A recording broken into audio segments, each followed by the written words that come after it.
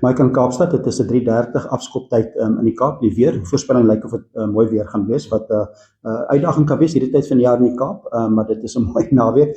En die Stormers het die voordeel dat hulle nou hulle mees onlangse wedstryd was juist in Cardiff. Nou, dit was 'n wegwedstryd, so die spanne ken mekaar, maar dit die tuisveld voordeel, dit blyk of dit kan moontlik 'n groot bondgenoot vir die Stormers wees, en daar gaan baie mense op wees. Ja, definitief. En ek dink beide hierdie spanne gaan lesse leer uit die vorige ontmoeting uit.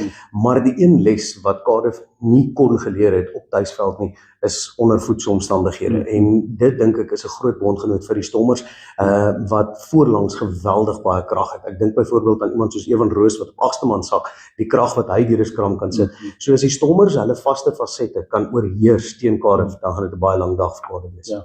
En wanneer verwys jy die gras, verskil tussen die gras en die 4G veld wat hulle in Cardiff het, is veral met die skrams. Neutraliseer dit baie keer 'n skram krag, want almal probeer net regop bly.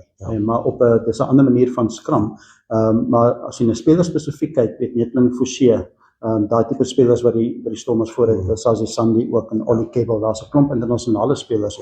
En dit maak die Stormers gevaarlik, en hulle teen die Glasgow Warriors, juis toe hulle gemaklik gewen het hulle voorlangs eers oorheers. Dit kan wees wat Cardiff te wag is.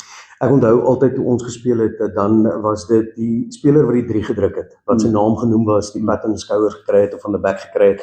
Maar spelers wat deur die hele seisoen eintlik baie min benoeming gekry het en eervolle melding gekry het, is die voorspelers van die Stormers. En ek dink wat Rito Hlongwane hulle reg kry met die Stormers voorlangs, is deel tot die sleutel van sukses van die Stormers op hierdie jaar. Dit was 'n seisoen wat so 'n bietjie wankelrig begin het ook, maar net die Bulls, maar die Stormers het hulle seisoen regtig baie goed gedoen met daai onderskeie agtereenvolgende wenne wat hulle kon behaal het. Ja, die voorspelers baie belangrik, en dan die bal wat hulle vir die agterlyn nog gee. Spelers soos Sasha en Willemse. Sasha Feinberg-Rosule, hy het die vermoë om albei tipe rugby te speel. Hy kan konservatief speel en aanvallend speel. Maar hy sal seker 'n bietjie toets rugby speel Saterdag.